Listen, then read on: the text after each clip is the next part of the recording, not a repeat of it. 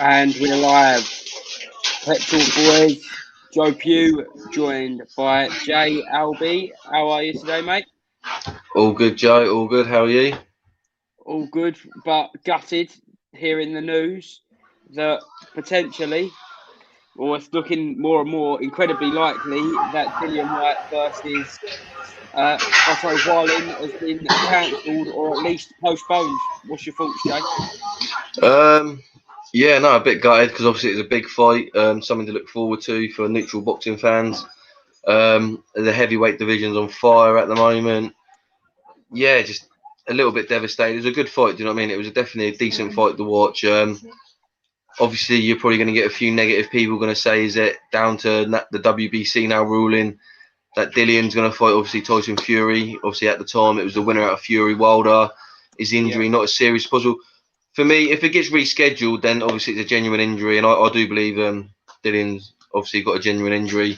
So, yeah, it's just a shame. I wish the card, I don't know if the card's going to be pulled. We spoke about it earlier, but there's still some good fights on there. I'm sure they could, where it's not a pay-per-view show, surely they can throw another headline card, like another headline fight on there.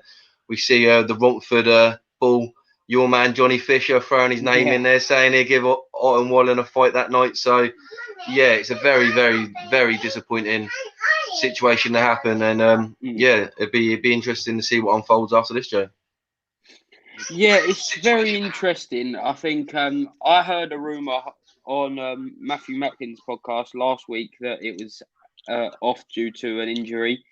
Didn't really think anything of it, and then obviously the Sun broke a story today saying that it was off. And then we've seen Otto Wallin's manager come out on Sky Sports saying that the fight needs to be rescheduled if it is off. It's very strange. Everyone's coming out and it's all but confirmed that it's not happening. And I'm sure within the next couple of hours we'll see a statement from Matchroom. But if he has got an injury, do you think he's right to pull out, Jay? Yeah, definitely, because obviously, look, Dillian's waited a long time for that number one. Well, he's been in the number one spot for that title opportunity. Obviously, with Povetkin, we don't know if there was any issues there or whatnot, but obviously that was a banana skin. He got beat, had to have the rematch there, and that had to come through the rematch to reclaim his number one spot. Yeah, so you got to be 100% really. I know all fighters are not 100% when they go into a fight. There's little niggles here and there, but obviously a shoulder injury is going to affect your punching. Otto Wallin, a southpaw, big guy. You need to have all your artillery. You got to be on top form on a night like that. And yeah, if he's not 100%, then why not? Why jeopardise what you fought hard for? It's not like Dillian's had easy fights. It's not like he's been gifted anything. So yeah, I think maybe there hasn't been an announcement because maybe Eddie's trying to sort out a main event for that. I don't really think that he wants to pull the card. There's a few fighters that want to get out there. It's not great for DAZN if they pull a whole show. So I reckon he's trying to line up a main event. But wouldn't it be a great story? Just say if Johnny Fisher did fight Otto Wallin and beat Otto Wallin. That would be unbelievable, wouldn't it? Absolutely crazy. I'm just going to get Kenny in. Kenny's in the waiting room. Kenny, how are you, mate? I'm all right. I'm sorry. I just came back from a gym. To the gym. So, like I said, I've just gone for a run. But, you know, I'm desperately disappointed because, as everyone knows on this panel, that Dillian White's my favourite heavyweight. Yeah. And, you know, watching him fight, it's just like, you know, I'm just gutted that I wasn't able to get tickets to watch him fight. But to see Dillian, you know, getting DAZN prescription, looking forward to that Whitey because I had so many ideas on how this fight was going to go. I was going to do a breakdown, as usual, of the do's and don'ts, and then it gets pulled. So, you know, I can't. It's hard to articulate in words how disappointing I am. But this is boxing, you know. But one thing that happens in boxing is guaranteed. Some fighters will get championships. Some.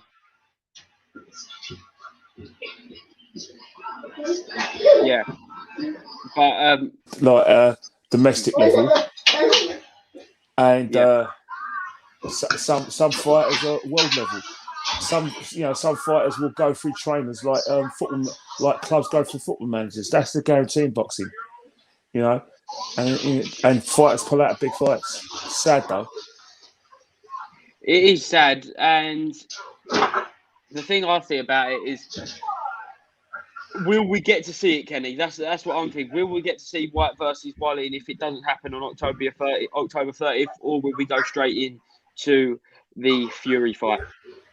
I think Dillian White, if I was him, I wouldn't put anything in it, because the other day, if you shoulder goes in boxing, that he was going to need a lot of therapy and blah blah. I don't see any reason why he should risk himself for that fight. I'm assuming, rightly or wrongly, that he's the next in line, regardless of whether he loses or wins at Wallin, or is it a case where it's a shootout? Because if it's a shootout, it's got to be a shootout again. It's got to be a shootout. It's got to be, innit? If you beat that man, you got to take what's his. You can't beat the number one contender and then not beat the number one contender. The number one Povetkin contender was. Right? Is it a shootout between Wallin and Dillian White, or is Dillian White the number one contender? Well, so what it is at the minute is Dillian White holds the interim title. Yes. Okay. So if Otto Wallin beats Dillian White, he becomes the interim champion, but that don't necessarily mean that they're going to call the mandatory. So that means he will be mandatory, but it don't necessarily mean he'll be called straight away. But in terms of Dillian White, if this fight does not, if this fight gets postponed, and it goes into New Year, because I know, what's happening is that there's I can't see if the fight happening in November. December's a very packed calendar as well, so we're talking January. January, we don't really have fights in January because January's always been a quiet month for boxing. Although last year only there were cards in January, but normally we don't see cards in this country in August and January. So maybe we're talking February or something. I don't know what the situation is in terms of like Dillian White fighting again, because the end of the day we're talking the 30th. Of October, and then the last card is probably the 18th. That's probably too close for him to get fit, and only about 6 or 7 weeks with a shoulder injury. I could see, it depends what the WBC think, but I could see Dillian White just holding out for, a mandatory position with Tyson Fury, if that's the position. So we don't actually know too much about the injury so far, but your understanding, which obviously is limited, how long do we think Dillian will be out for, Kenny? Well, so it depends what situation. If it's like a normal shoulder injury, then and it's not a tear, then Dillian White could be back. Probably back by December. But if it's like a proper tear and everything, we're talking him for another, maybe January or February when he'd be ready to fight. But then again, he's got to go through camp as well. So depends on the diagnosis from like his doctor and sports scientist. But as you know, someone who's finally developed a right hand relies a lot on his left hooks. A shoulder injury is no good to you, mate. No good to you whatsoever. No, definitely. And Jay, he fought in March. Before that, he fought in August. He was meant to fight. There's been a lot of delays now over the past 18 months of Dillian White's career. He's now 33. Is that something to be concerned over? He's only fought a couple of times now since he fought Rivas. He had the long layoff to Whack. Then from Whack he had the long layoff to Povetkin, and then from Povetkin he had a long layoff to the Povetkin rematch, and now it could be a long layoff depending how long this injury is. Yeah, no, definitely. Before we get onto that, I want to say, Kenny, you're looking in great shape. Maybe you could step in for the main event against Otto Wallin on the 30th. Them guns, man, looking good. It's funny you should say that, because I was in the gym and I was concentrating on arms, because I was doing my road running as I normally do, but I was concentrating on my arms, and I did a bit of shoulder press for a long time. But with what lockdown and everything, it's always been a running when I just try to trim myself down from all the weights. But facts for anyway. But the situation is that one thing we've been speaking about consistently is that boxers are now athletes, you know, especially the top boxers because of the facilities they have. If they're not going to the MTK, you know, like gym in Marbella, they've got facilities in Sheffield, and Dillian White's got facilities in Portugal. So age is just a number. Age is a number. And, you know, Tyson Fury's in the same age as Dillian White. Anthony Joshua's a year younger. You know, in boxing terms, especially when heavyweight division, 30s is new 20s. You know what I mean? Yeah. Yeah. 100%, Ken. But it goes back to that question of activity, Ken. Well, you talk about activity and everything, but the thing about, you know, activity, you know, no fighter is going to look great anyway, because, you know, the worst kind of inactivity was through lockdown. But in terms of like for Dillian White, I don't think it'll benefit. It'll hurt him too much, because there was always a case where he was fighting too regularly for our liking, to the extent that if you look at his calendar you check his calendar from 2017 to when he fought Rivas, there was a lot of fights where he was fighting continuously. We'll get it up here. You had the kerfuffle from where Wilder made a complete idiots of themselves and tried to ruin the guy's career. Then he fought Whack, and then, you know, I think the layoff he's having is probably good for him, because you know you think about it, is that Dillian White gets into some really, really big fights. Yeah, and they're 50-50s and they're wars, and he doesn't mind a tear up, and maybe the, you know, breaks between fights would do him a lot of good. Yeah, but I think that he might struggle, Joe. I think he might struggle with. I think Dillian's a form fighter. I think he needs to be fighting regular. I think he loves a tear up. Some fighters are battle hardened. I think Dillian's battle hardened. I think every 6 months, I think he should be fighting at least. I think that but he's not going to ruin his opportunity with his age. We've got to take that into a factor. He's not going to want to risk losing that interim title. He's not going to want to put anything like that in doubt. So the next move's really down to Tyson Fury, really, whether he's going to fight White. We've seen his dad say he's not going to fight him. Tyson only wants the big fight. So I don't like the franchise title. That's a crap idea. I don't like that. So I'd rather, if Tyson's not going to defend the title, he'll have to vacate and let Dillian fight for it. It's got to be like that. But what I want to put into Room 101 is these rematch clauses. That's what's mucking up this heavyweight division. That's what's been stale for 3 years. Yeah, but these rematches. I hear what you're saying, Jay. Fight each other. Just fight each other. Just fight. If it's that big of a fight, then there are agreed terms again. If not, let the next contender come in, and then you come again. Not going to happen. Not going to happen. It's not. It's not. But never going to happen. But it's wrong, though, isn't it? For generations. As long as Eddie Hearn is involved in boxing, you're always going to see delayed fights, because people like Eddie Hearn, Shelley Finkel, Bob Arum, they are all about number one self-interest. Frank, not so much as much, but Eddie Hearn 100%. Anthony Joshua loses to Reed. Special circumstance. Say if you defended your title like 7 times or something, and then you lose, you should get a rematch. But not if it's like 1 or 2 defences and then straight in. Obviously, if it's a close fight, like a points or something like that, fair enough. But if you've been KO'd by the other opponent, you don't see that in the UFC. If you get KO'd in the UFC, you're not fighting for the title in your next fight. You've got to come back in your next fight, get a victory, then you might get back on it. Because it's the way you lose as well. There's no point in a not close fight getting a rematch. It's just or a KO. But look, White not been allowed to rematch Povetkin then. Should White not be allowed to? Yeah, no. I said special circumstances, Joe. He'd been number 1 for like 3 years, so you got to say like he deserves to get another credit.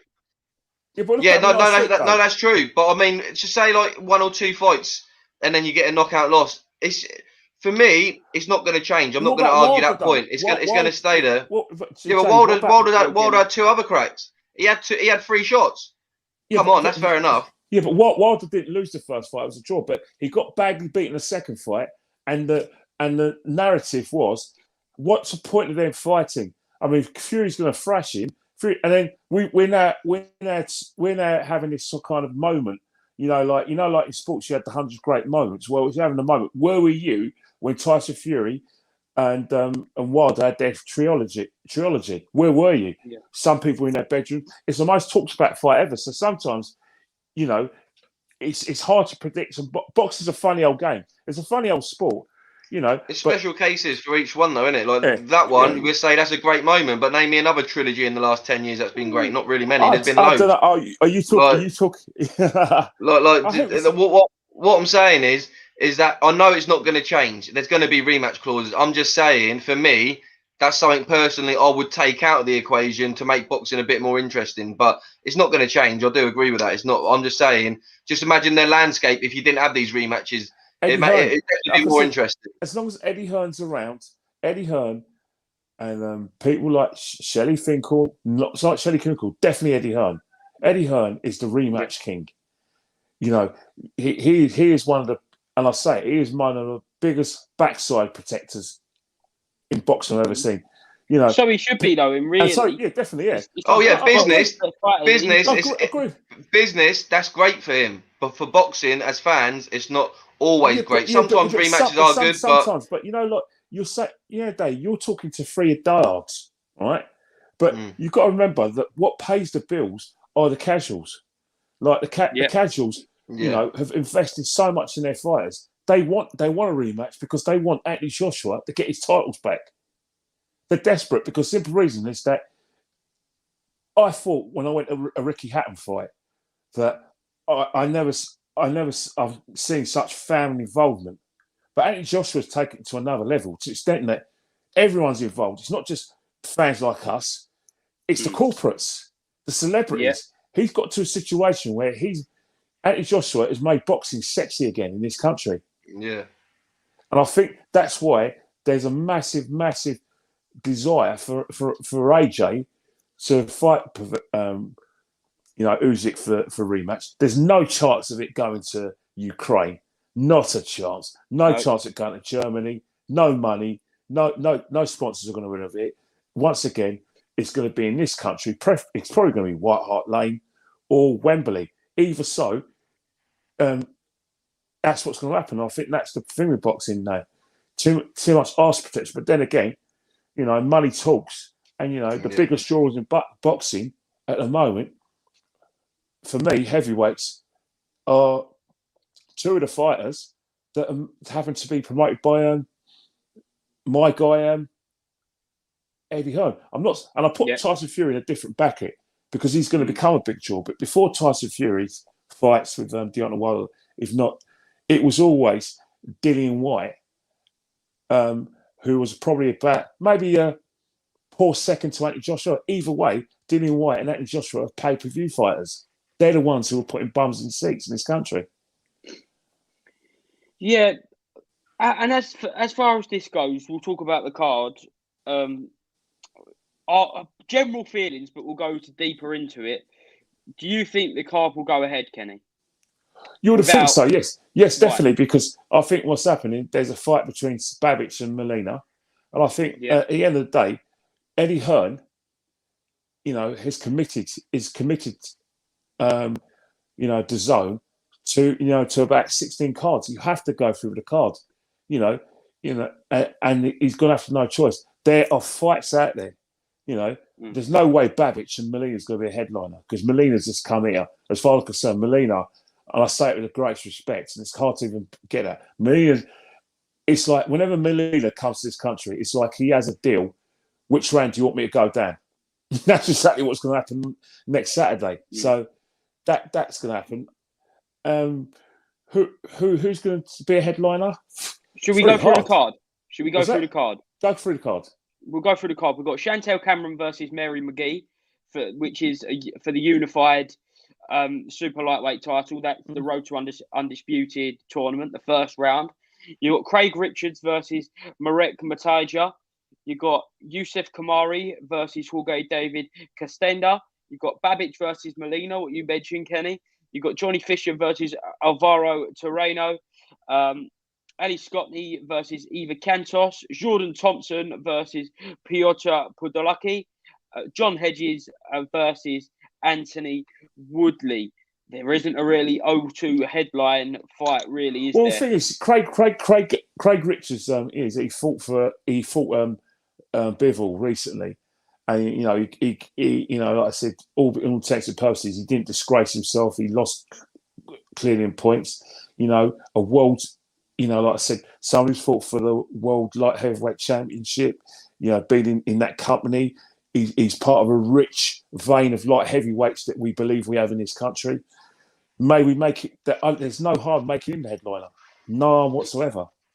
Getting it, it's a good opportunity for him as well, because at the moment we're talking about people like you know, Boatsy. We're talking about Yard. We're talking about Arthur. We're talking about Johnson. We're now going to be talking about Callum Smith. Give the guy the opportunity. Give the lad the opportunity. But if it does manage to materialise this card, Jay, do you think we could be? There surely will be a lot of refunds, and I think it won't be a full, like even near full O2. No, maybe that's what Eddie's working on. Maybe that's why we've not had an announcement yet about Dillian White formerly from Matchroom or Design. I think they're probably working hard on a big headliner. For me, as I love boxing, as we all do, I just want to see some boxing. So for me, it's not like it's a pay-per-view card. It's just a normal boxing card.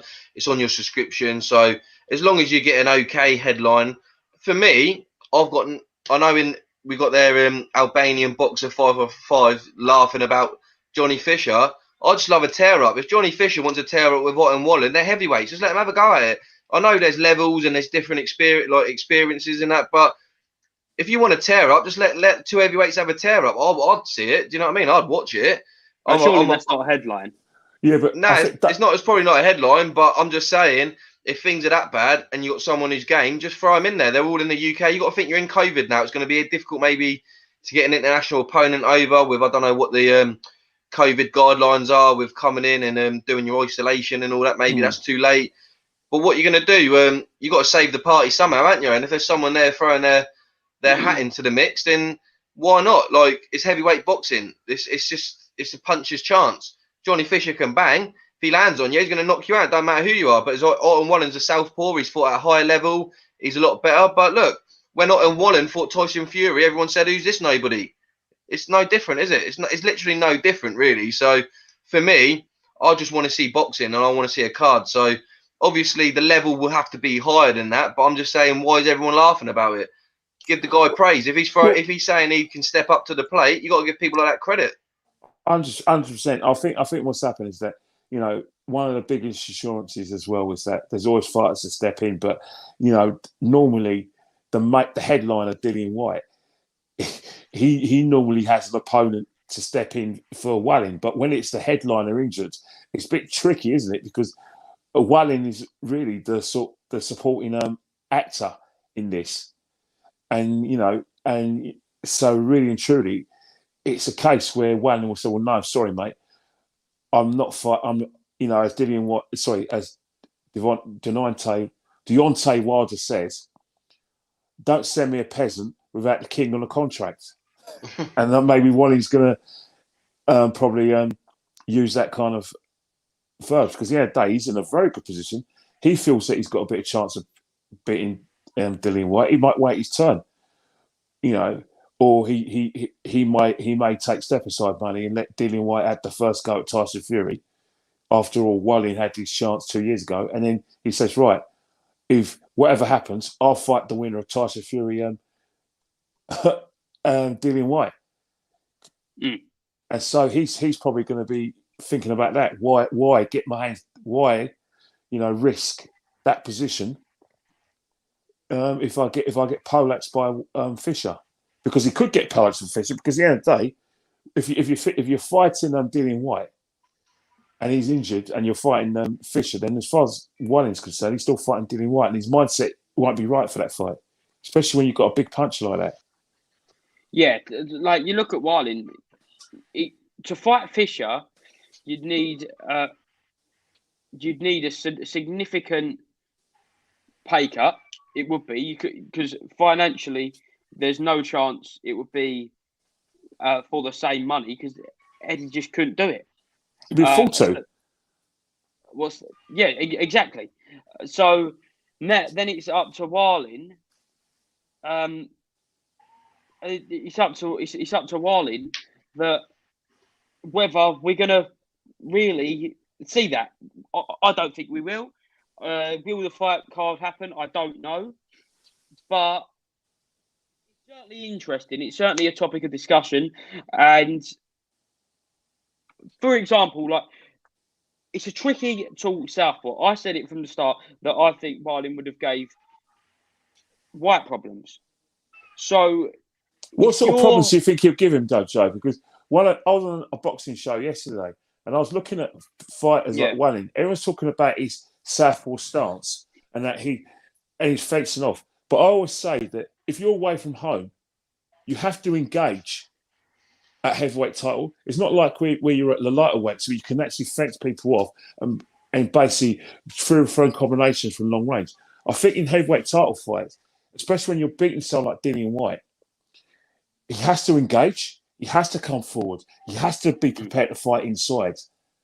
And I think that's where eventually he may have come unstuck, because Dillian White loves that. Because Dillian White, unlike certain fighters, he doesn't throw single shots anymore. Yeah. But for me, I always thought, I'm not saying he would have beat Dillian White. I'm just saying that I don't think Dillian White would have been able to land as much as he had done against the likes of Joseph Parker. I think it would have been very hard to land his signature hooks, because we spoke about Dillian White's hooks. I don't know. What about inside? Because if you notice when he fought Povetkin the first and second fight, it was a lot of the east side punches where he was throwing combinations. He's going at the body, bomb, body, head, and that's what put Povetkin down. And even when he fought Povetkin in Malta, he was throwing a lot. He was using his right hand a lot more. And I think that's where I think Dillian White is improving a lot. Where I've been very, very impressed with his conditioning and his inside fighting. Yeah, and I think that's where I do have work. That's where Usyk, surpassed my expectations, because I was saying to you guys before the Joshua fight that Usyk has to engage, and he did that with flying colours. He engaged with Joshua. He said, "All right, I'm not scared of you." Boom, boom, and you're not gonna see my backhand coming, which he didn't. He didn't see the backhand coming, and Joshua got buzzed by that, and he grew in confidence. So he said, "Right, this guy isn't going to be able to throw, isn't going to want to throw the combinations. He's going to hit me with single shots. I'm going to take the single shots, because if I take the single shots, I know he's going to be wary of my backhand, so he won't throw the combinations, which Joshua should have done, and take a risk." In terms of like Wallin, that's just kind of what he's going to have to do with Dillian White. He has to gain his respect. He has to hurt him to stop White, from coming in and using, his the body skills. Work, Ken. Yeah, the body work. I think from Dillian that'd have to be key in that fight. Obviously, Wallin a bit taller, southpaw. I think he's definitely got to go back to being the body snatcher for that fight if it does happen, if it gets rescheduled in the future. Well, you look at Deontay Wilder in the fight with Tyson Fury. Tyson Fury got a short, sharp shock in the fourth round when he generally thought he would walk him down, because he didn't have any respect for Deontay Wilder's inside fighting, even though Deontay Wilder was giving us all warnings of him working on the pads and throwing body shots. It was he soon went back to long range, throwing punches long range after he nearly got battered in the fourth round. And I think that's the thing. It's the inside fighting there that I think that a lot of fighters are now working on, because they are. Let's face it, a lot of fighters now are about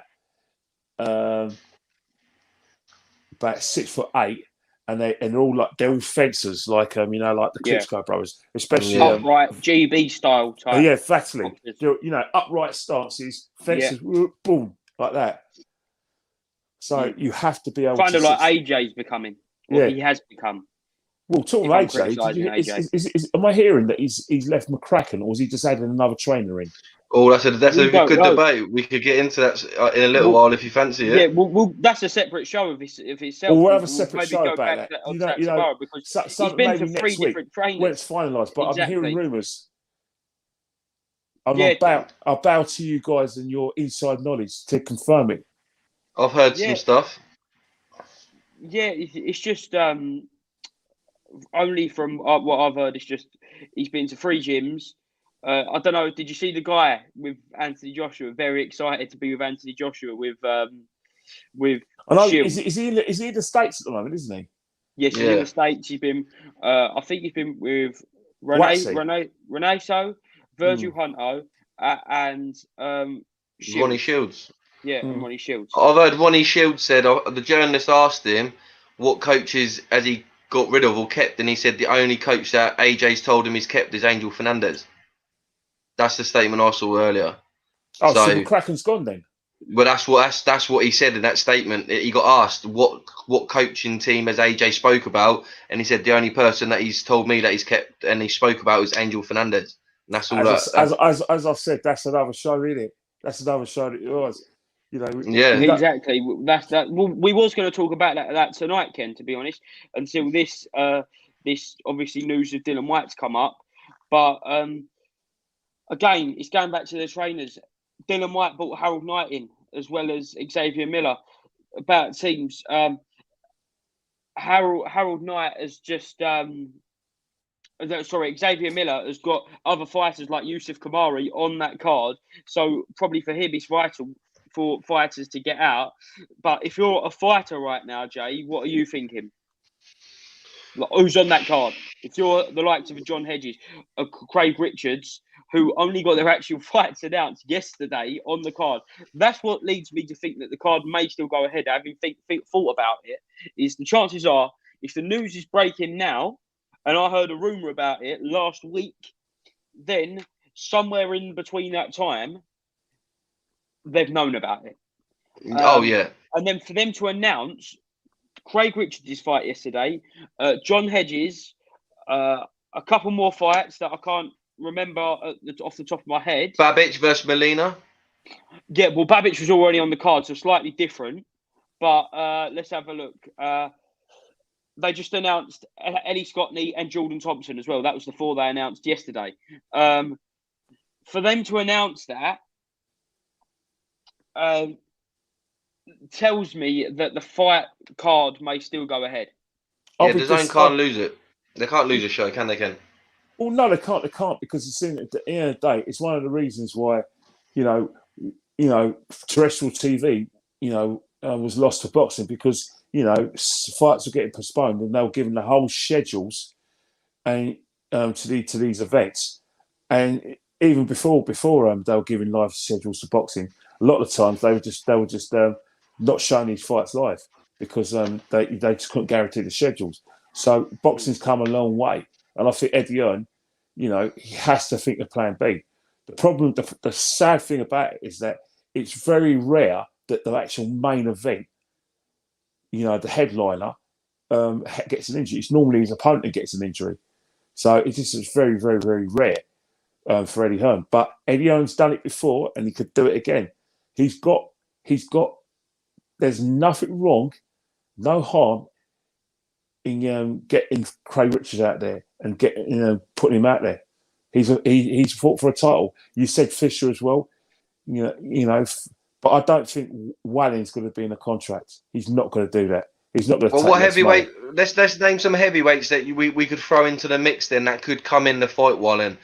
Who would you say, Ken? Who would it have to be domestic, or would it have to be people from abroad? Well, what you personally, Kenny Ken, would be acceptable for that fight night? So like someone like, I don't know, an Andy Ruiz, would that be too high, or maybe a Martin Bacoli? That sort of. What? Now you're talking. Someone like Bacoli would definitely take that. I said no problem. I'll have a go. It's probably way too early for him, but it's something that you think. You know what? Boom. No, why not? And, Wallin's still going to need a workout. But again, it could be a situation where if Dillian White's injury is not too bad, then Wallin won't have to fight, and it could be a situation that he fights on one of the zone cards in December, or Eddie tries to get a date in January, because all the sort of cards are full. It depends how long the injury is. That's what we need, don't we? We need to know the length of the injury, because a shoulder injury, you could be talking 6-7 months, or even longer than that. You've seen with a few fighters, it could take a lot of rehabilitation. So it all depends on the injury. I think what Eddie's trying to do is trying to get a fight lined up, keep the show going. Obviously, having an announcement on Dillian's injury, maybe I'll tell you one thing. They might have had to wait for a test. If it's a really bad injury, then Dillian White, like I said, ambitions to be in the title mix is going to be in serious jeopardy, if not in tatters. We really, really hope that this is only a few months, if that, you know what I mean? Really hope. But the fact that I think what's happening nowadays, if a fighter gets a little bang or something, then what will happen is I just pull them out because I don't want to risk them losing. Because the days of fighters going fighting with injuries, it's not going to happen. Is that right or wrong, though, Kenny? In your opinion? Well, to a certain extent, yes, because you can't have an excuse. You can't have a situation where my bicep was torn, I can't throw my right hand. I broke my toe, so I can't move about. I want fighters fresh. Yeah. You don't want the excuses. You don't want them to have excuses. I think at the end of the day, I don't care what anyone says. If you go into a massive fight at this sort of level where you're getting, it's kind of an effort from Hercules. You're Herculean an effort to actually go there and win. But let's face it, Wallin is a live fighter. And what I call by a live fighter he operates at elite level because he's fought for a title and because of good amateur as well. Yeah, and he's good amateur as well. So it's going to be a matter. And Dillian White can't get this close to the promised land, and only for someone for a train to go on the train track which wasn't there. If I was Dillian White, I'd take me time and get fit. Because let's face it, a fit Dillian White, I expect to smash the granny out of this guy. No disrespect to Wallin, because I've got a lot of respect for him. But Dillian White, in my opinion, was one of the best heavyweights out there. If you talk the top 5 heavyweights, I'm going to ask you guys individually, who's your top 5? Joe, who's your top 5? Top 5. Okay, I go. Hang on, I'm just trying to fit. 5, Dillian White. This is all age training. 5, Dillian White. 4, Anthony Joshua. 3, Deontay Wilder. 2, Usyk. 1, Tyson Fury. What about you, Joe? Sorry, Jay. Yeah, well, let's get it right. Anthony Joshua's not even in Frank Warren's top 5 before we get going. So that's a big statement. But I'll give you mine quickly. I'll go Joe Joyce, number 5. I'd go Dillian White, number 4. AJ 3. Usyk 2. Fury 1. Okay, that's interesting. Very, very interesting because there's a lot of differences because one doesn't have a former WBC champion in it, and one does. It's very interesting. But one thing is that Dillian, what you both agreed on is that Dillian White is elite.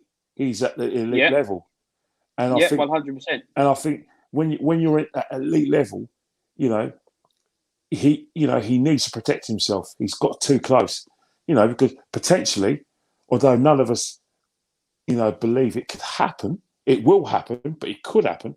There's potentially Dillian White could pull off one of the biggest shocks in boxing if he fights for a title and beats Tyson Fury. It'll be like one of the 100's greatest sporting moments. Yeah. No, and because I was another boxer.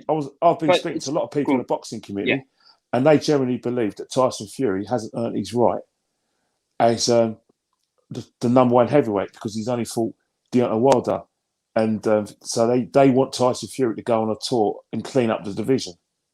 Yeah, but I disagree with that, Ken. Oh, well, I disagree with it as well. I disagree because with it. Wilder, that one Wilder on the grapevine, isn't Anthony Joshua's but get better than any of Anthony Joshua's wins, in my opinion. Yeah, definitely. If you look at it, the elephant in the room is Tyson Fury hasn't defended his title enough. Anthony Joshua has fought mandatories and got past mandatories and fought people in the top 5 and beaten them and kicked them out the top table. And they're saying that the Gypsy King has to do that. Because if his dad had his own way, the Dixie King is just gonna bypass that and just fights that matter, and then he's gonna walk away. So, which, if it could be made, like the Usyk fight, for example, and these mega fights, then especially now if White's injured, then it is brilliant. But we know contractually that can't happen. So yeah, but we'll get some of the comments in. Make sure you like, share, and subscribe, people. Pep Talk boys. Here we go.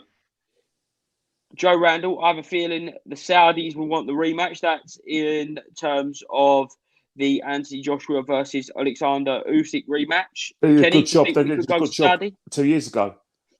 Yeah. Do you think it will happen though? Nah, I think it's a possibility. Money talks, Ken. You go where the money is. Yeah, I suppose money does talk, but I think what's happening right now is that to all intents and purposes, the only thing that went wrong with the Usyk Joshua fight was Joshua using everything was right. The venue was great, in terms of like the facilities, it sold out, which is a massive thing. And one of the things as well, it got people talking in this country. So you have to consider it as well, and it's available. There's no issues about flying over there as well. And another thing as well, there's a lot of noise about Saudi Arabia. Like a lot of Amnesty International, human rights thing. The Newcastle takeover. I think you're going to have all of those issues that are going to distract ourselves from the fight if we do hold an event there. I think they're probably going to save maybe a mega fight. Tyson Fury, Usyk might go out there, or Tyson Fury, dare I say it, Joshua Athens will go out there. But I think for the rematch, I think just to sort of like save the noise. I think I don't see any reason why they don't take it back to when 17. Or, I don't think Wembley would be available unless they do it around April, May, which is around the sort of corridor where they got the FA Cup semi-finals, the final, and then you can sandwich a fight in between there, because that again, I think that Wembley will be the case. Have that. What's that? Do you remember? I think that it will end up getting pushed back potentially to where we're sitting round FA Cup semi-final, FA Cup final time. It's a great time to set it. You have to look at 2014. You had the FA Cup semi-finals in 2014, the FA Cup final. And 2 weeks after the FA Cup final, you had George Groves versus Carl Froch too, or vice versa. And then 3 years later, you had the FA Cup semi-finals, Arsenal versus Man City, Arsenal, Tottenham versus Chelsea, not in that order. And then you had the Joshua fight in a week afterwards. So Eddie's very good at doing that, where you got major football events and then you get in the boxing. So that way, Wembley wins, Eddie wins, because boxing fans and football fans are transferable. And another one that comes up quite often is the 2019 Champions League final. That we had that, and then the next, the same night over in New York, it was Joshua versus Ruiz. That's right. So it's one of those things about pulling in the casual fans, and it works the other way. I remember international break, the last international break before the one just gone, we had I think it was Warrington rematch with Lara. Then the one that's just happened, we've had Fury versus Wilder, and then Smith versus Fowler. It's working your way in for the casuals. For example, Dillian White, they had this whole Fright Night thing going on because it's Halloween. You've got to pull in. There's little niches. And it all goes around with scheduling. There's a lot of talk of scheduling at the minute because of Eddie Earnest trying to fit Teofimo Lopez into the packed zone schedule, which has eased it up a bit. The fact that Ryan Garcia's pulled out his fight with Jojo Diaz. So now it looks like we're getting Jojo Diaz versus Devin Haney instead of Devin Haney versus another opponent on one night and Jojo Diaz versus Ryan Garcia the next weekend. But when it comes to scheduling, Eddie has scheduled this fight night for the 30th for a reason. At the O2, he's managed to get the O2. The O2 is a busy venue. We know that. Events are going on all the time. How important is it for Eddie to get this event going on the 30th and make sure there's still a good enough headline fight, Jay? Well, it's got to be. It's the day before Halloween. I've just looked down, devastated. Man United are 1-0 down, by the way, people, to Atlanta in the Champions League. Bye-bye, Ollie. But we'll get on to that another day. It's only just started. Calm down, mate. Mate, we can't be, yeah, we're at Old Trafford, man. You can't be 1-0 down to Atlanta after 10 minutes or whatever, or 20 minutes. But no, Eddie Hearn needs this show to go ahead. It's the night before Halloween. It's going to be busy in London. It's the comeback, isn't it, for the O2? Well, it was meant to be Dillian's comeback as well. But look, we can throw some big fights in it. Look, I wouldn't mind seeing Joe Joyce going there. I'm having a few thoughts now. Joe Joyce, Otto Wallin. Why not? I think that'd be a tasty little affair. That would be. I think Joe Joyce should be in shape. He's just signed a multi-fight deal, though. That's the thing. That's the only. He's just signed a multi-fight deal with Frank. I don't think it'll ever happen. I'd love for it to happen. These contracts are really these contracts. Just let the guys fight, man. You see it with PBC and that they only want to fight with their own at the moment. And although look, boxing is in a chaos, really, and it. Come on, we just need these fights happening. This is one of the reasons Eddie needs this show to go to head, Joe. You can't. Boxing needs fights. They need to be keeping people engaged. They need to keep it. Look, I wouldn't be surprised if we'll all be shocked by the main event. I reckon he might pull something out of the hat. It might not be the biggest fight, but it might be a really interesting one where you might think, "Oh, where's he pulled this one from?" Like Kenny said, Eddie can pull out the bag. He's got the tools for it. He's got no choice. I think what's that? He's got no choice. I think what's happened. So, him and Frank Smith will find somebody. I'm convinced of that. Can I throw something out there? A hypothetical situation that I probably don't think that happened, but it could save the show. Conor Benn. Against Conor Benn's around weight. I'm not putting a particular opponent, but Conor Benn's a ticket seller, and Conor Benn will drive subscriptions. Because another big thing is this is officially the first event where DAZN has gone up a price point to $7.99. Yes.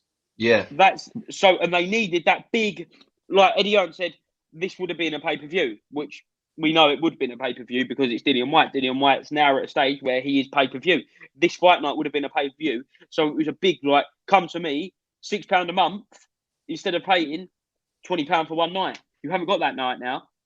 So Eddie Hearn, he either needs to scale this show right down and headline it by probably, if you're looking at the card now, you're probably looking at Chantel Cameron versus McGee for the unified super lightweight female title, or scale that down, and then we'll have a big pay-per-view style card potentially, if you can fit it in. I don't know. It's got to be really. You're looking at the first week of January now. I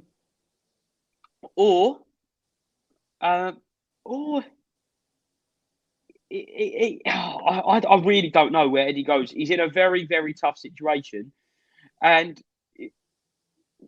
have we seen something like this before for Eddie to try and pull out the hat in a high pressure situation like this, Kenny?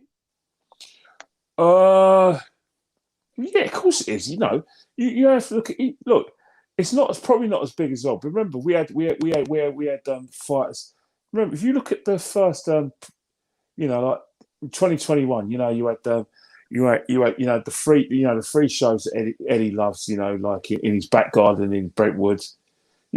How many had like Conor Benn, Granados, that he had to pull out, didn't he? Because he had COVID, and then you had Eddie's favourite fighter, the babyface assassin. She's had to pull out as well. So it happens.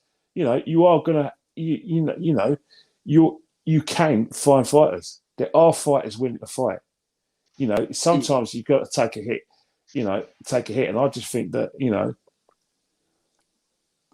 I still think that Craig Richards is fight can move up there, but to get it's got to be a better opponent, Ken. If Craig Richards is going to main event, you got to give him a world title shot, man. If he can get him a world title shot, or someone that would be a final eliminator, that's a good name. Or a Buatsi, Can Barassi get over Joe from America because he's based over there? No, I'm not saying it will happen. It will never happen. I think what's happened. He's cutting it fine.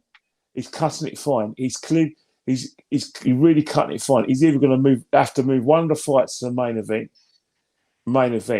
or get an opponent. And once again, it depends on what Wallin. Is he going to risk his position? Is he going to risk money, or is he going to look at the injury situation? Dillian White said, "Well, you know what? No problem. I'll fight him again in December or January. Depends how serious it is." But the show will go ahead.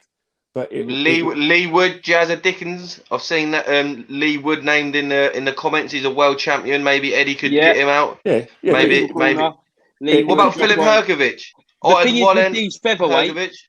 The thing is with these featherweights, it's making weight. That's it. And for example, someone's mentioned Josh Warrington as well. I know Josh Warrington is not on weight because he's not on weight. I see him on his. He's henched up, hasn't he? Also, neutral corner. The card is poor anyway. But it's one of those things. The card's poor anyway. But it's never about the card. It's always about the headline fight, though. Exactly. Go on, Ken. Neutral corner. It's always about the headline fight. You know, if you're a casual boxing fan, and the first thing you're not going to look at is the cards, because I've seen many fans not even turn up for the early fights, which which I find disappointing, and they just turn up for the big event. So I told you, El Animal, Filip Hrgović, Otto Wallin, that'd be a great fight. But I'm sure. Not for the UK fans at the O2. It wouldn't. The zone are going to think worldwide as well, aren't they? They're going to think Europe territories. Can they get Hrgović down here at short notice? I'm sure he's only in Germany or something. I'm sure he's not too far away. Again, is he training? Is he heavyweight? Probably heavyweight. Yeah, he's heavyweight, but it's still a situation where he has to be. Normally they'll get a fight who's already in camp. Most fighters are in camp all the time now, aren't they? Like it's a different sport. It's not like how it used to be. You get the odd fighter that blows up in weight. With Josh Warrington, I think he's probably going to move up a weight. If I'm being honest with you, I wouldn't be surprised if his next fight is upper weight. I think he might have got to the realisation. Yeah, I think that last fight with Lara, I think he'd just say, look, personally, I believe he thought he was on top of that fight. As short as it was, he thought he was going to win that night. So great belief for him. And I reckon he'd think, look, I don't want to go for any of the other titles. I'll move up a weight and try and become a 2-weight world champion. Why not? Short notice though. You know what I'm trying to. You know what it is. It's you know what I mean. It's short notice, and that you're going to Dave Allen. No, not Dave Allen. Dave Allen's talking a good game, but he's not active. He seems to be happy to fight on those small shows in South Yorkshire, and good luck with him. Dave Allen's, he said he's willing to help out and save the card and all that, but Dave Allen, I don't really want Dave Allen fighting at this level anymore. Not that. Chris Lovejoy. Sorry, Jay. I just got to just interrupt you quickly. No worries. We've got Kangaroo Jack in the waiting room. Someone from the chat. He's going to join us for 10 minutes and give us his views on the whole White situation. And if anyone else wants to join in the chat, message me or Jay privately, and we'll see if we can get you in. But here we go, Kangaroo Hello, Jack. Kangaroo mate. Hello, mate. How are you? How are we, fellas? Good? All good. From Australia. Nice to meet you, mate. I am, mate. I am. I am. It's definitely... I was quite shocked when I heard Dillian White pull out. Very shocked. Don't know whether it's some sort of plan that's in the making to make the Fury White fight happen quicker. Don't know whether that's potentially... Kangaroo Jack, you hear I'm laughing because all throughout Twitter, that has been like the kind of like standard kind of speculated response that there seems to be some sort of skullduggery. Oh, it has to be, because you're going to have to get that fight happening quick because Usyk and AJ are happening soon. So I think it's all some sort of weird conspiracy thing. But I just woke up literally 3 hours ago, looked on Facebook, and White's pulled out, and I'm like, not fucking surprised. But I think the show could be saved if you throw you give the right amount of money to Derek Chisora, he'll rock up and he'll give a good show at the OT. I'll give you a hot tip. Yeah, Derek Chisora is Mr. O2, and I just think the only thing is he is signed to fight Joseph Parker, which is the only problem. Otherwise, I would definitely be saying Del Boy will be rocking the O2 because he is known to he is Mr. O2 over the past few years, and I know your opinions on him, Kenny, but yeah, what would you make of the White Wilding fight anyway? How did you see that fight going?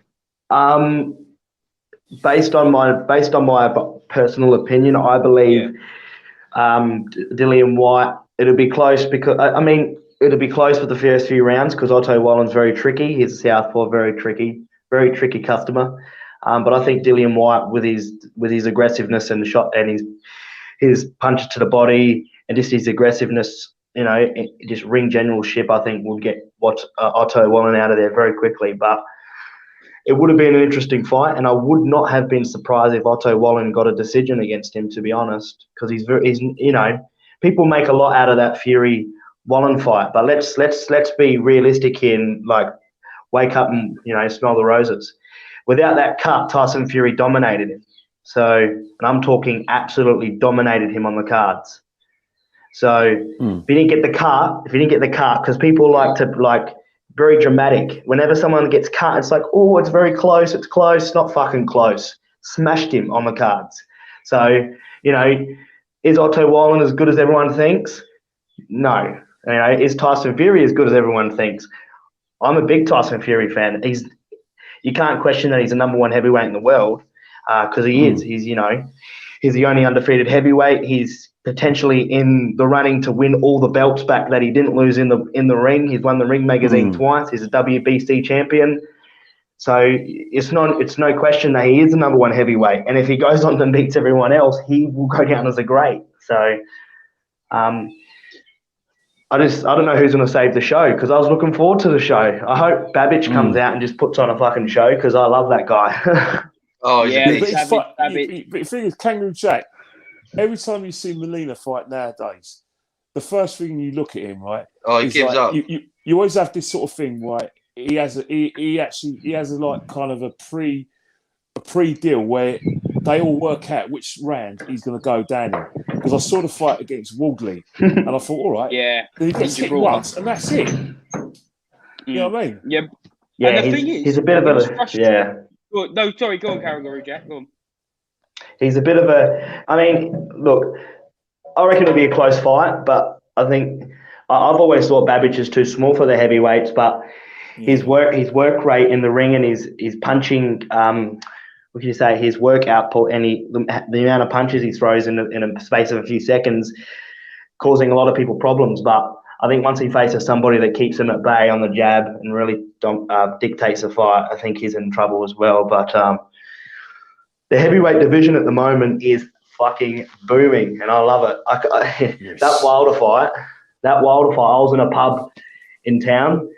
I was fucking paro. I was about 12 pints down. I had about 20. Did you have any shootings? Let's just say I was drinking piss off of people's tits. No, that was that night. But I was a few points down. When Fury got dropped, I thought, shit, this is going to be tough. But, Fury turned the fight the way I thought it would go anyways. Wilder put on the weight. See, the thing with Fury, he's got so many tools in his toolkit. He's just got so many different ways he can win a fight. And he gets the job done. Let's not mistake that. He gets the job done. Not like our guys Arsenal, they're not getting fuck all done at the moment. So that's another thing. But Nor's Man United, the only thing they're doing is Arsenal, they're a different thing. They're fucking 2-0 down, Ken.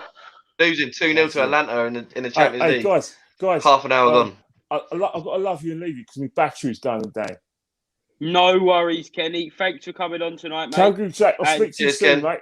See ya. I'll be in touch about the AJ trainer, mate. I'll definitely. I'll see you definitely. later. All right.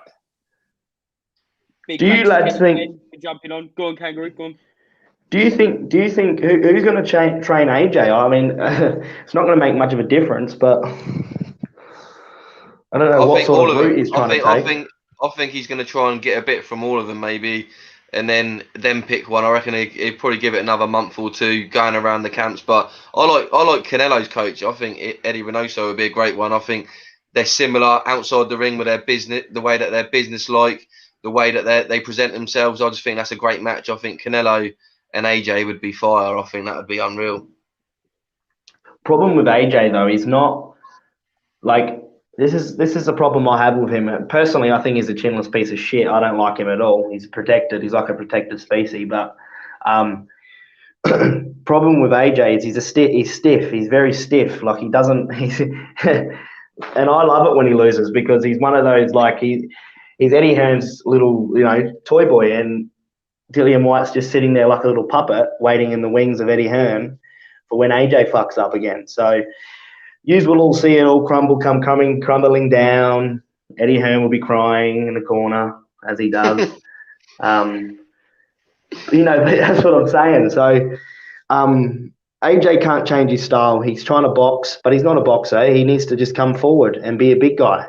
Losing the weight and the muscle was a stupid move. Remember when he fought Klitschko and he was like this massive bodybuilder, and he just, whenever he hit, Klitschko, he went down and he just fucking came forward. So he's now looking like a skinny little rodent. So I don't know what's going on there, but I don't really care. All I care about is Tyson Fury. All I care about is Tyson Fury unifying the division and retiring undefeated heavyweight king of the division, which it's leaning that way now. So, how big was, should we say, was the White versus Wallin fight in Australia? Was there a lot of hype around that, or was it just for the hardcores? Well, no one really knows Dillian. No one really knows these fellas. So, no one knows Dillian White. No one knows Otto Wallin. So, I would have went and watched it myself. I don't even know if they would have. I don't even know if they would have shown it on the telly. So, but I would have watched it on DAZN or something, or on KO or whatever. But I would have watched it, but I don't know where I would watch it. But Anthony Joshua versus Tyson Fury is still a big fight, huge fight. Because I will tell you one thing: as soon as Tyson Fury beats Anthony Joshua, everyone will be bowing down, calling him Sir Tyson Fury. Because Anthony Joshua is a fucking. I don't like that guy one little bit at all. Zero. I don't know what you guys think of him over there in fucking Brits, but I don't like him at all. He's trying to pretend he's something he's not. But he's much loved over here. Especially by me. Go on, yeah, Jay. yeah. Kangaroo Jack, just stay humble, mate. Just stay humble. I'm pretty humble. We got Lucas Brown over here, so we got fuck all going on here. So we got a guy that's losing to rugby players but can still make it on the Eddie Hearn show. So I'm Lucas Brown was your world thing. champion, wasn't he, Kangaroo Jack? World champion for you. He was a WBA regular world champion.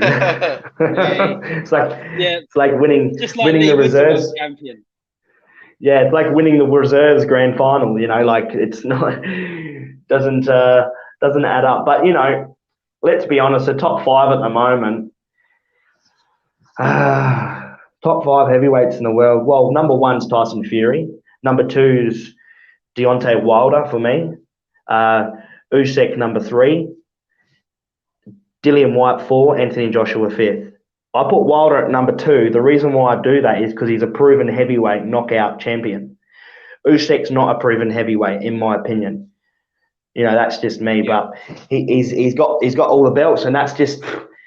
But you live on the real side and be in reality. All those belts that Anthony Joshua, Klitschko, Dillian White, all these other little cunts fighting for it, right? All these guys are just caretakers of the belts. They don't, they're just looking after it for Fury, It's like me giving the belt to you, looking after it for a couple of days. He's looking after it a couple of days, handing it around like a little group. But realistically, Tyson Fury owns the belts. They're his belts, so they're not anyone else's. These are all just, cherry picking each other and that sort of thing, playing around, having a bit of fun. What was you thinking then when Deontay Wilder dropped Tyson Fury twice in round 4 then? I think I was sweating. I was literally sweating. Because brilliant. Fury just seems to get up from his punches. I'm fucking sitting there looking at the sitting there, and then he gets dropped. And I'm like, what's going on here?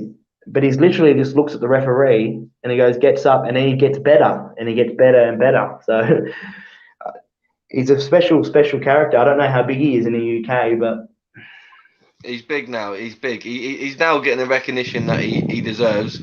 I personally think he's probably as big as AJ or bigger, just because of the backstory. I feel like with his mental health struggle, that story, everyone loves a comeback story, and then them 3 fights, I think that's pretty much sealed it. I think that win a couple of weekends ago really put him amongst the greats, and I think there's a lot of love for Tyson Fury around the world. I think internationally, as you Kangaroo Jack over in Australia, I think more internationally as well, Tyson Fury is much more loved and appreciated. So I can see it. Packed, brother. Packed the pub was. Like, I'm talking fucking packed. Like, the Stormzy was packed. The Sky City was packed. They were all packed. The big one was the Sky City. There was about 200 people in there watching it. There was only a few Wilder fans, but they were all Fury fans, like, literally going crazy. Like, when he went down, everyone was like, I walked away from the TV because he went down. I was fucking freaking out. But he got up and he just put it on him. Like, I thought, shit, is this the end of Tyson Fury? Is he finished? Like, is he actually? And then he got up and he just turned into some fucking monster and just came forward. But, I actually wish he fought in a stadium, Tyson Fury. Like, I wish he would fight in the UK and fight in a stadium, because he'd pack out a stadium, wouldn't he? Oh, yeah, 100%. Old Trafford, Man United Stadium. Trafford, yeah. 100%, 75,000. Wembley, I think even 100,000 at Wembley he'd do. Easily. Imagine that fight. Imagine Anthony Joshua versus Tyson Fury at the Emirates. Well, even I'll take that. That's still a big stadium. Anywhere. Yeah. 60,000. It's still a big stadium, ain't it? So. What time was it? I just wish. When they fought? What time was it in Australia? Sorry. What time was it in Australia when they fought? Wilder and Fury. Wilder and Fury, yeah. Prime time, beer time. Get on the beers. It was 12 p.m. afternoon, so it was like perfect timing. That's when the undercard started. So you had these little, like, Frank Sanchez and that. I was sitting there, I was just fucking bang, bang, bang, throwing them back. By the co-main event, I was sloshed, having an argument with a Wilder fan. Like, some Wilder fan was saying, he's going to get knocked out in a couple of rounds. I say, well, we'll see about that. Because I've been believing since I was 15 years old. I've been seeing since I was 15 years old. When I started amateur fighting, when I was like 7, I believe when I first started watching Fury was against Steve Cunningham in America when he got dropped. And he turned into this giant. Yeah. I thought back then that Tyson Fury would be heavyweight champion of the world. Definitely. I thought he would go under. I thought there's no one that can beat him. Like, how are you going to beat Tyson Fury? Like, what's your plan to beat Tyson Fury? Who gives him the most problems then, in your opinion? Joe Joyce. Joe Joyce, I think. Who gives him the most? Oh, he outboxes Joe Joyce. He's too slow. But he's got a chin like Chuck Norris. You're not going to knock him out. There's no one knocking out Joe Joyce. I guarantee it. I guarantee no one's knocking Joe Joyce out. Probably Usyk, I reckon. Probably gives all the heavyweights problems because he's so awkward, but his ring IQ is like fucking unbelievable. His footwork is like ridiculous, like his ring craft and all that. The way he bounces around the ring, he goes to the body as well, which is a thing that he could do with Fury. Go to the body and really, break him down the body in a better and more effective way than Wilder did. Not just go like all out in one fucking round. Go to the body over the course of 5-6 rounds. But like let's be honest though, Tyson Fury isn't Anthony Joshua. He's not just going to give his titles away. Like, here you go, have the titles. Like, would you like them? Take them. You're down on the cards. I wouldn't, I literally didn't give Anthony Joshua any round against Usyk, any round. Wow. That's harsh. There was a debatable 3. There was a debatable 3, but they could have went to Usyk as well. I reckon Usyk won every single fucking round.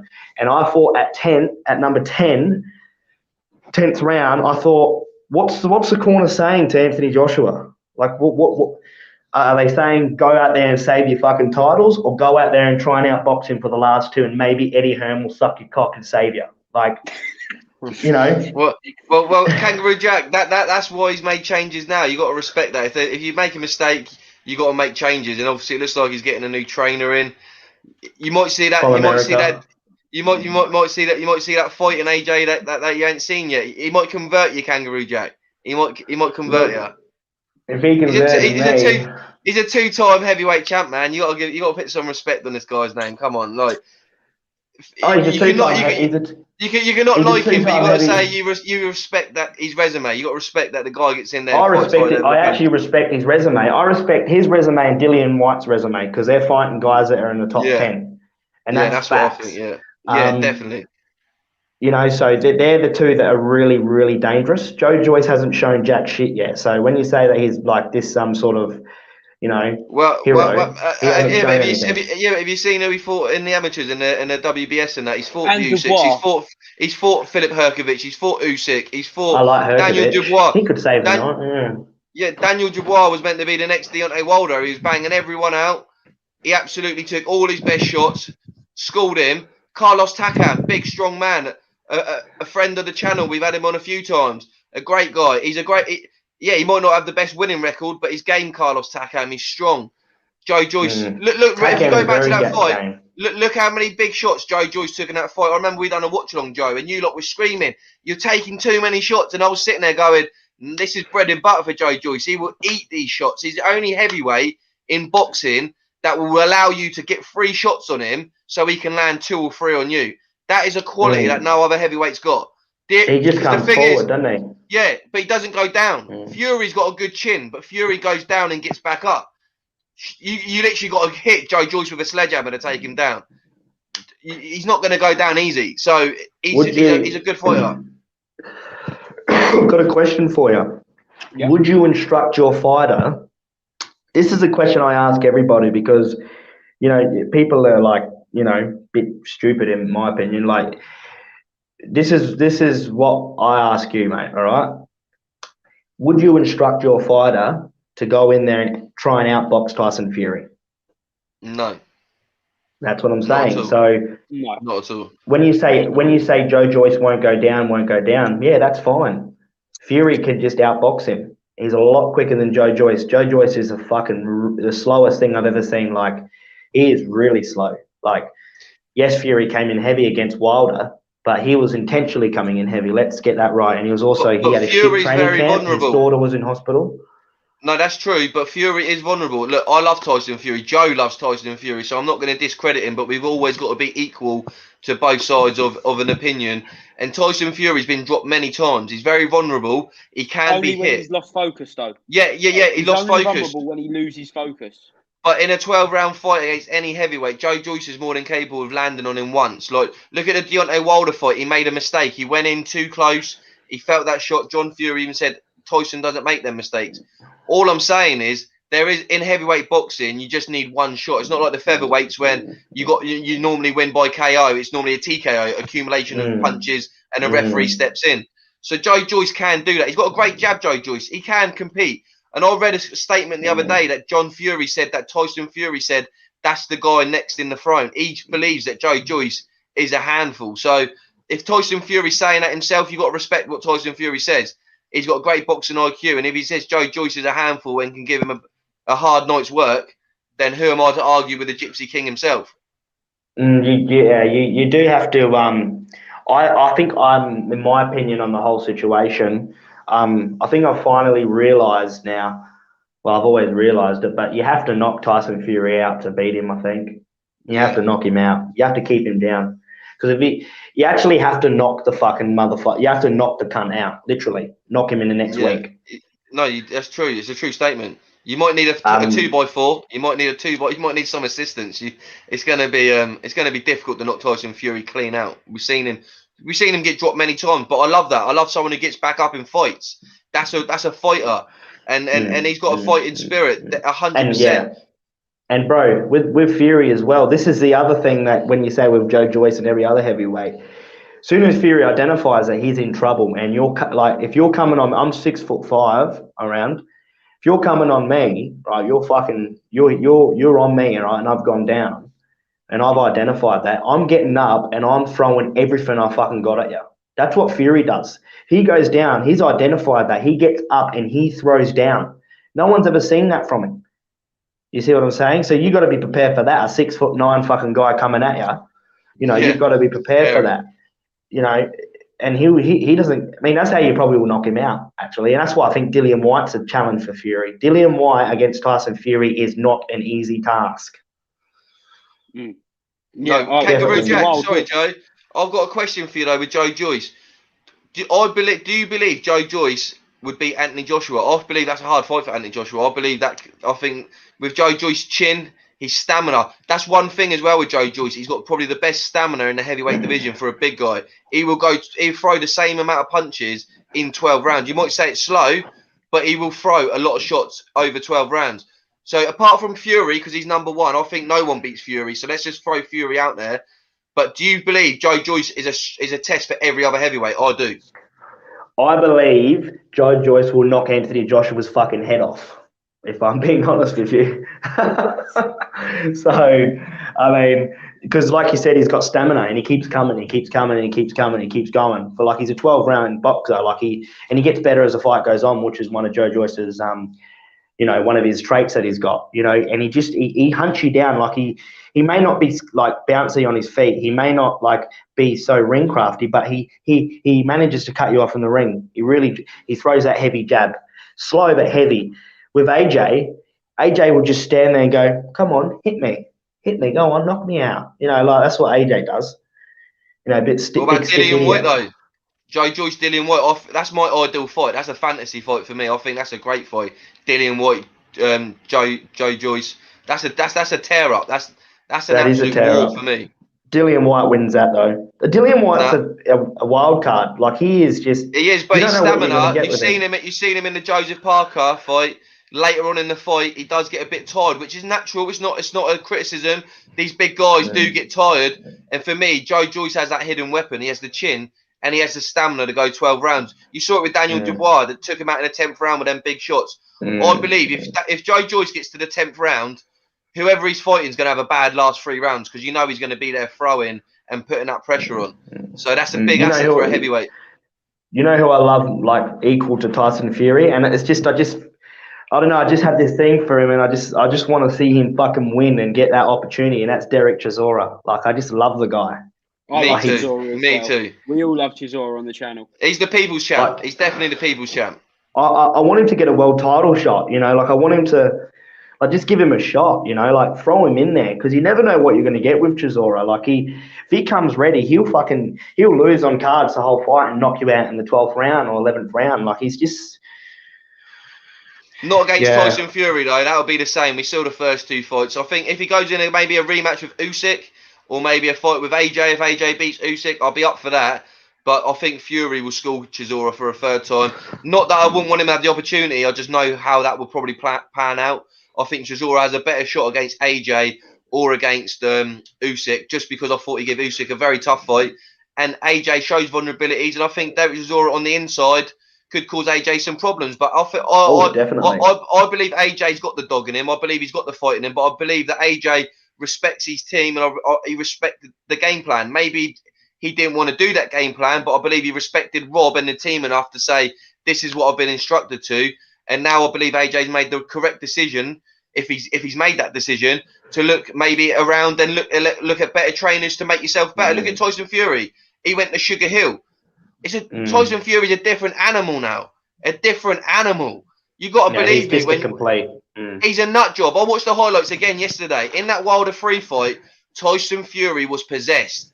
The stare down before the fight started, Fury looked like a man that wanted to rip his head off. And then I saw him at the end of each round. He was pitting his head into Wilder at the end of each round. And Fury's a different animal. And Sugar Hill said, look, big dog, we need a knockout. The big dogs get the knockouts. And Tyson Fury went out there in the 11th round and the 10th round, dropped Wilder. Wilder come back a little bit at the end of the 10th, and then Fury just said, look, this is it. I'm taking you out. And that right hook knocked Wilder into next year. It actually humbled Wilder. Let's be real. Wilder's come out, congratulated Fury. I think he knocked some sense into him because that's how Wilder wanted to go out on his shield. And I think Wilder would only respect Fury if he took him out on his shield, and he done that. So I love now they've got that respect, and I love that happened. And Joe was screaming during the fight, just stop it, ref. Corner, stop it. And I was saying, no, Joe, he's got to be knocked out. The end of this trilogy had to be a KO by either man. Either man had to KO the other guy. And I'm glad that we got that. And I think Joe's now happy. During the fight, he was a bit nervous. But I think now with the conclusive knockout, Joe's happy with that. He loves seeing that knockout. The thing that yeah, definitely. See, out of all the heavyweight fights, you know in soccer and that, it's all, I personally like Arsenal and all that. I watch the games. I don't watch it much last few weeks because they're shit. But the thing is, well, they actually are shit. When we scored that goal against Leicester, like I mean, I don't know what the fuck was going on, but. Yeah, but I was a few points down then too. But with all the heavyweight fights, I think it was Crystal Palace, not Leicester. You must have been smashed. Oh, Crystal, that's right. They scored the equaliser. That's right, not fucking Leicester. Like you won the Champions League. Yeah, everyone was literally carrying on like we've just won something. We just lost to a fucking pub team, you fucking pieces of shits. Like, what the fuck? Yeah, definitely. Carrying on. We're a mid-table team, and everyone's trying to act like we should be challenging for the league. Have you looked at the fucking starting 11? We shouldn't be. Anything we're challenging for is keeping out of the fucking relegation zone, you daft cunts. But I'll just add to what I was saying. With the heavyweight division, Tyson Fury and Usyk is like a chess match. That's like going to be a boxing chess match because they're both the best boxers in the heavyweight division. Stop your kangaroo jack. No, Tyson Fury will just bully him. He won't allow Usyk. Tyson Fury's the king of the mind games. And one thing with Usyk, he's the silent assassin. He has one of the best mind games, but he doesn't say much with it. That's the mystique about him. He gets in your brain that way because you're trying to figure him out. You're trying to think, where's this guy coming at me? Fury won't allow that. Fury will go in there and he'll say, look, this guy's got great boxing skills. I will respect this guy's boxing skills. But I'm 19 and a half stone. I am I'm the biggest heavyweight in the world. I'm the best heavyweight in the world. I'm the best heavyweight ever. Yeah, I'm going to lean on you. I'm going to jab on you. That's it. It's a bit like Ty from AFTV, deluded fuck. Like, that cunt, man. Like, when I watch like the videos, that guy needs to be strangled, literally. Like, he is one of the dumbest fucks. We don't condone any violence on this show. It's not violence. It's not violence. It's slapping someone around to wake them up a little bit. I mean, like, how you think... I was watching a video yesterday of him on some sort of shit fucking show, and he was going like, we're improving, we're bigger than Manchester United and all this. He asked you a question, are you a big team? Not how many fucking trophies and who's an invincible team and all that. Cunts that say that need their head knocked right off. Like, that cunt, man. I hate after the games I go and have a look. We'll get you over, Kangaroo. We'll start a show up and we get Kangaroo Jack versus Ty AFL TV. And that could be a great heavyweight. I know where that. Well, Ty's not heavyweight, so it has to be a catchweight. It might have to be a catchweight, or we'll get up against Don Robbie. Don Robbie versus Kangaroo Jack. Pound for pound, Ty versus Kangaroo Jack. But I tell you one thing with Ty, right? Even when you've lost a game like you've got destroyed, completely outplayed. Because I watch all the Arsenal games. I like to watch the Premier League only because the Gunners, because my pop follows the Gunners. But when you watch Ty on AFTV, like you sit there and you like to listen to the little rodent prick, he doesn't make any fucking sense. I mean, if you could get him on here one day, I'll tell that cunt to shut the fuck up and speak when spoken to, because honestly. Sometimes when Arsenal play, it's raining, so they might lose. You know what Ty said? He blames the referees all the time, and clearly it was a penalty. Yeah, if he blamed the rain in front of me, I'll blame this for going straight for his fucking head. That's what I'll blame. Kangaroo, thanks very much for coming on today. Love it, lads. God bless you. Last question. Is there any Australian boxers we should be looking out for? Nobody, because they're all shit, right? All the best boxers, all the best boxers at the moment in the heavyweight division, the light heavyweight division, they're all in the United Kingdom, and actually, all the belts were in the United Kingdom, but AJ just handed them over to Usyk. But that's what he likes to What do, about just Jeff hand them Horn? over. Jeff Horn's a great fighter, surely. Beating Pacquiao where he got a robbed decision? Like, What come about on. Costa Zoo's son? Tim Zoo, innit? Tim Zoo's doing good stuff, isn't he? Tim Zoo. He's doing good stuff, facing cab drivers in fucking entertainment like theatres. Like, But the MMA world, though, Kangaroo Jack, I'm a big UFC fan, MMA fan. Australia's doing good stuff over in that world, so boxing, it could be coming up soon as well. well, we do have Lucas Brown. He is coming up. Let me tell you, be careful with him. He's one of the best in the world, former heavyweight champion of the world. we know he's definitely going down. I'm not sure about going up, Kangaroo Jack. Who have Arsenal got next? Who have the Gunners got next? I have no idea. I have no idea. I'm a West Ham fan. I'm a United fan. Arsenal Kenny would have been the man. But yeah, it's definitely not Europe. It's definitely not in Europe this week. You're not in Europe. That's tomorrow in Europe. Thanks Man, you lose it tonight, Jack, and we'll be in touch. Cheers. Love you, lads. God bless. See you, lads. See you soon. Well, Kangaroo Jack, first fan on, and we've gone international, Joe. We've gone international, mate. We've gone international, people. I do want to apologise if anyone was offended for the bad language. Yeah, we did not know that. We should have said to him before. Watch out on the language, but it's raw. It's raw boxing. Sometimes the emotions fly high when it comes to. But it was great fun, though, Joe. Wasn't it? It was nice. Yep, it was definitely fun. So if anyone else wants to jump on, give me a private message, and we'll make sure you're all right to jump on a separate live. But yeah, that was really quite something. And Kangaroo Jack should definitely start his own YouTube channel because I think he'd get views for controversial time boost style. Yeah, and Joe, I'll tell you what, Kangaroo Jack, I'd love you on a watch along. I think this guy would be fantastic. Having a few beers, doing a watch along, I think he could be very, very entertaining. And yeah, no, he had some good points. And obviously, he's raw. He's obviously got his own opinion, which is great to see what other opinions are around the world and that. Obviously, we got a lot of love for our UK fight. Yeah, great insight. What's going on there? Obviously, I wish he would promote Australian boxers a lot more. I'm sure Australia are wishing that he said, look, we got, even I had to name a few for him, but look, I'm sure. Got Brock Jarvis as well. Brock Jarvis. Who just fought on the undercard of Mikey Garcia versus Sandor Martin, which you've done the watch along for, Jay. And entertaining fight, that Brock Jarvis. He had to come through a few tough moments in that. But yeah, there's some great fighters coming over there from that side of the world. Obviously, you've got New Zealand, which is next to that, Joe Parker. Junior Farr, so that part of the world, they're slowly coming through with some good fighters. And yeah, Kangaroo Jack, if you want to come on again next time, Kangaroo Jack, he's apologised for the swearing, very passionate. We love that Kangaroo Jack, but come on next time with some good Australian fighters for us. Let the viewers know some Australian fighters that may be coming through, and that would be great. And Paul Gallen.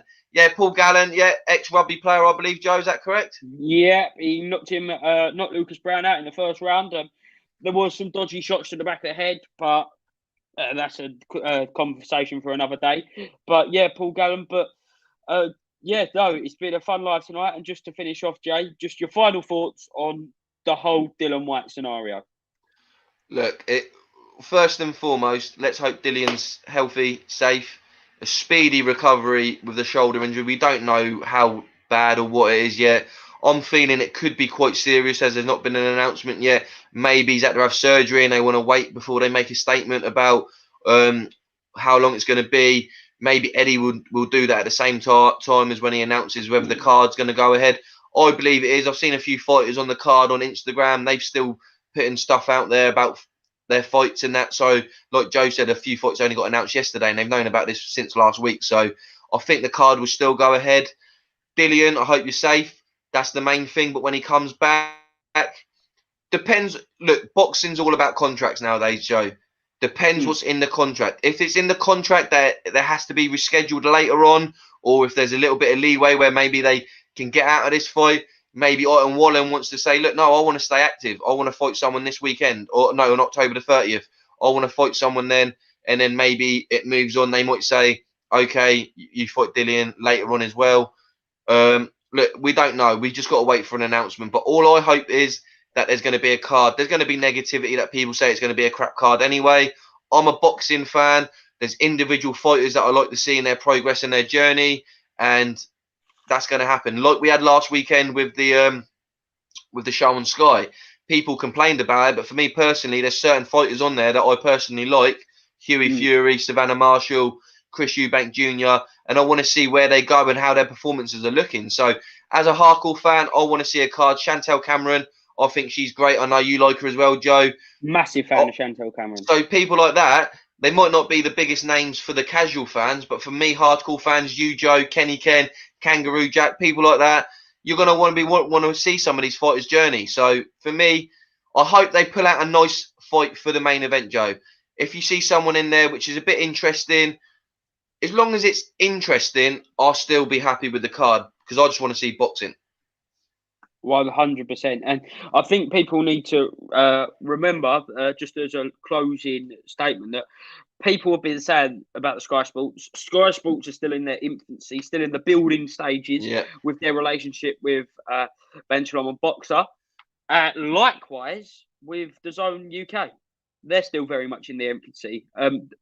Yes, they may have had a cracking start with Fight Camp, which was entertaining. Warrington Lara 2. Obviously, Warrington Lara 2 didn't play out how Canelo beat Billy Joe Saunders.